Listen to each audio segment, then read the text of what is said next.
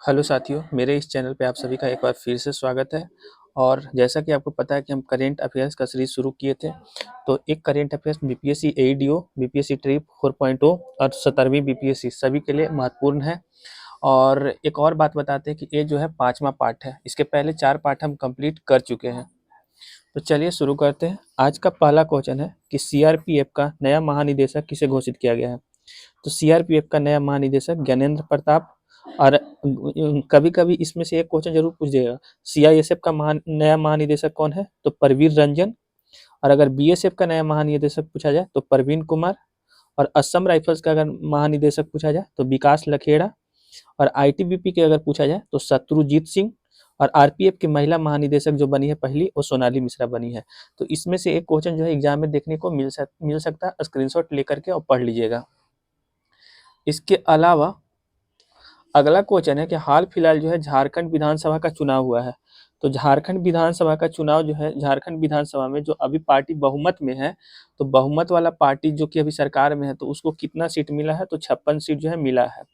और ये जो इसमें 3 पार्टी है, जेएमएम, झारखंड मुक्ति मोर्चा, कांग्रेस और राजद, 3 पार्टी का गठबंधन है, जो तीनों पार्टी का गठबंधन मिल करके 56 सीट जीता है। इसके अलावा अगला है कि नरेंद्र मोदी के वर्तमान में नए निजी सचिव कौन बनी है। तो नरेंद्र मोदी के जो अभी नई जो है निजी सचिव बनी है वो कौन है, तो निधि तिवारी है। तो निधि तिवारी आंसर हो जाएगा इसका।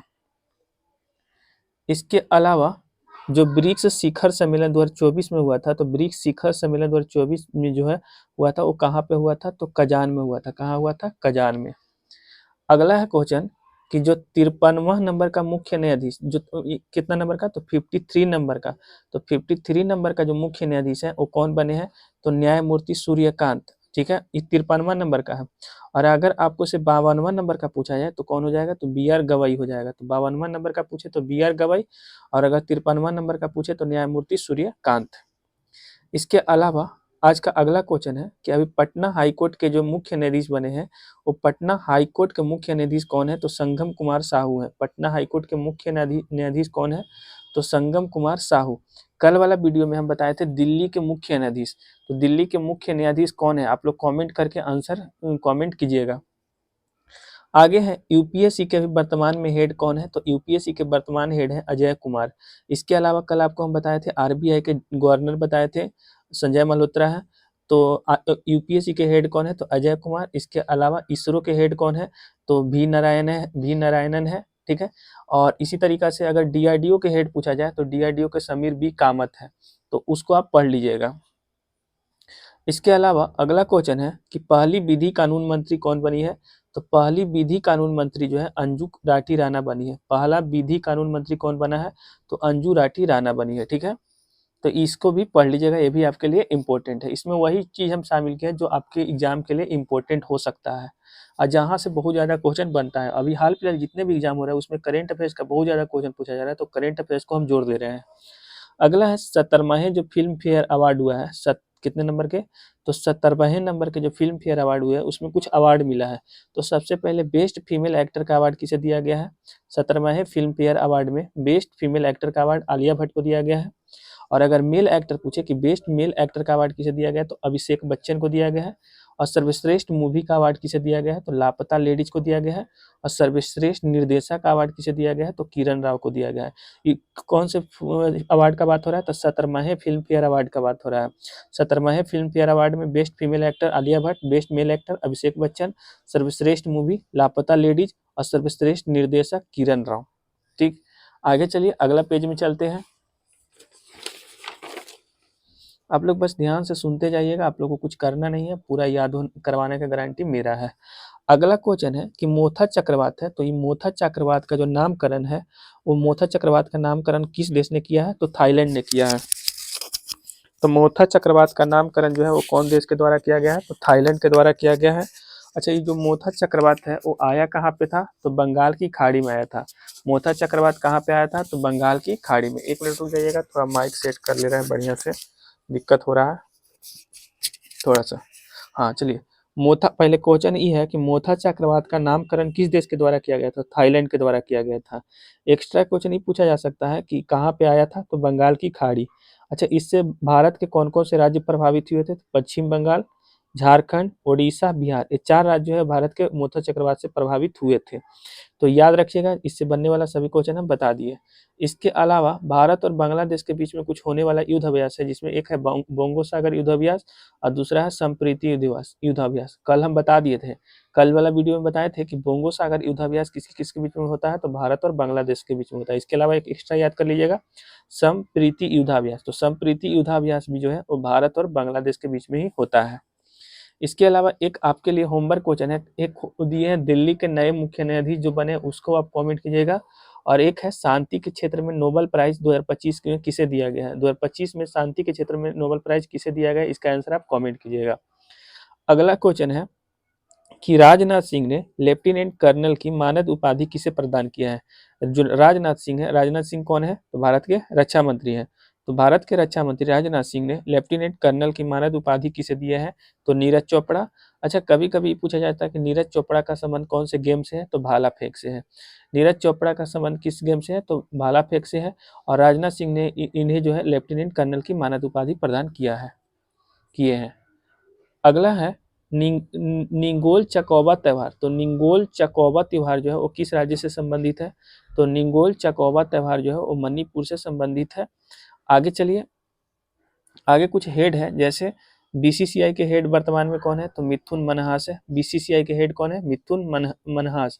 और अगर अच्छा, बीसीसीआई के फुल फॉर्म आप लोग कमेंट कीजिएगा। एशियन क्रिकेट काउंसिल एसीसी के हेड कौन है, तो मोहसिन नकवी है। और आईसीए की पहली महिला अध्यक्ष किसे बनाया गया, तो शांता रंगास्वामी को। आईसीए यानी इंटरनेशनल क्रिकेट एसोसिएशन की पहली महिला अध्यक्ष किसे बनाया गया है, तो शांता रंगास्वामी को बनाया गया है। चलिए आगे चलते हैं। आज का अगला क्वेश्चन है कि इच्छा मृत्यु को वैध बनाने वाला भारत का नहीं, सॉरी क्वेश्चन गलती पढ़ रहे हैं।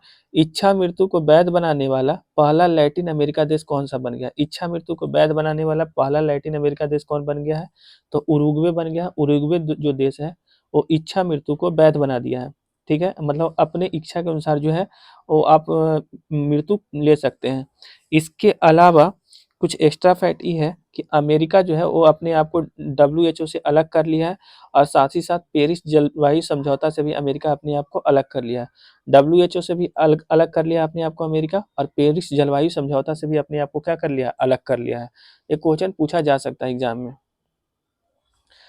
अगला क्वेश्चन है कि IUCN का जो 90वां जो सदस्य देश है, यानी 90 नंबर का जो सदस्य देश है IUCN का, तो वो कौन बना है, तो तुवालू बना है। तुवालू जो है IUCN का जो है 90 नंबर का जो है सदस्य देश बन गया है।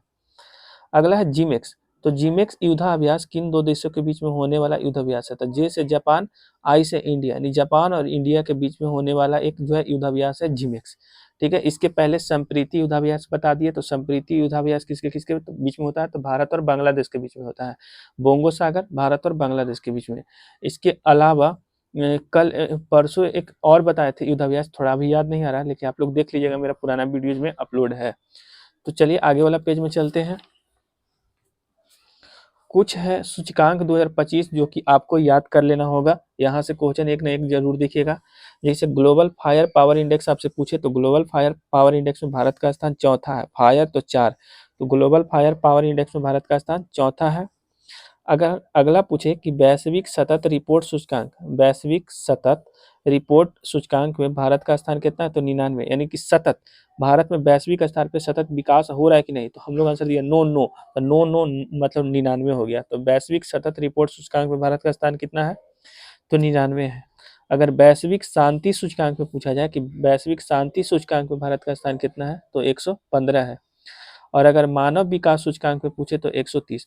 याद रखिएगा, वैश्विक शांति सूचकांक में 115 और मानव विकास सूचकांक में 130। और अगला है विश्व प्रेस स्वतंत्रता सूचकांक में भारत का स्थान कितना है, तो 151। प्रेस के मामले में तो प्रेस में ऐसे भी पीछे है, क्योंकि अपने देश का प्रेस का हाल तो जानते ही आपकी क्या है। तो विश्व प्रेस स्वतंत्रता सूचकांक में भारत का स्थान 151 है।